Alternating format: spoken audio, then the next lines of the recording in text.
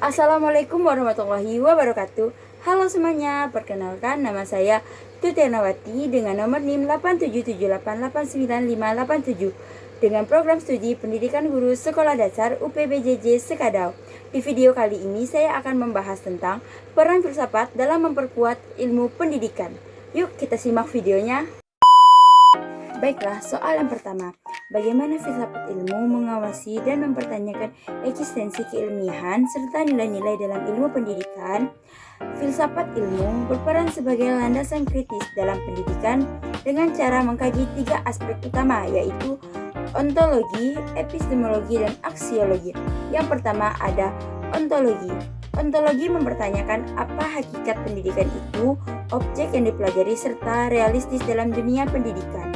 Yang kedua, ada epistemologi, mengkaji bagaimana pengetahuan pendidikan diperoleh, metode yang digunakan, serta kebenaran ilmunya.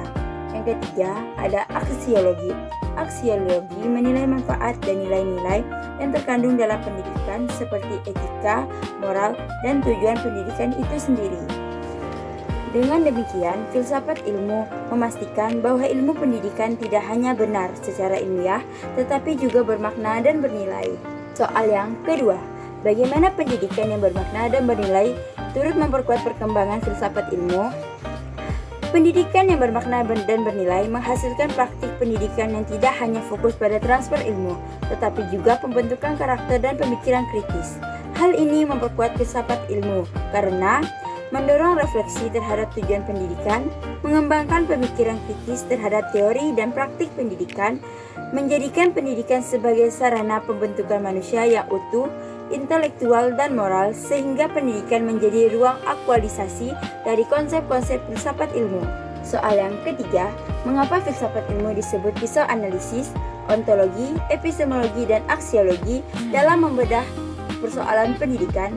Filsafat ilmu disebut sebagai pisau analisis karena digunakan untuk mengkaji masalah pendidikan secara mendalam melalui 3 pendekatan. Yang pertama ada ontologi, menganalisis hakikat masalah, misalnya apa itu dipelajari.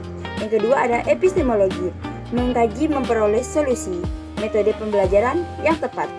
Yang ketiga ada aksiologi, menilai dampak dan nilai dari solusi tersebut, apakah bermanfaat dan etis. Soal yang keempat atau yang terakhir, contoh konkret penerapan filsafat ilmu dalam praktik pendidikan. Contoh penerapannya dapat dilihat dalam kebijakan kurikulum. Penyusunan kurikulum mempertimbangkan nilai aksiologi, isi materi ontologi, dan cara penyampaian epistemologi. Yang kedua ada proses pembelajaran. Guru memilih metode pembelajaran aktif karena diyakini lebih efektif secara epistemologi dan bernilai perkembangan siswa. Yang terakhir ada penilaian pendidikan. Evaluasi tidak hanya mengukur kognitif, tetapi juga sikap dan keterampilan sebagai bagian dari nilai pendidikan.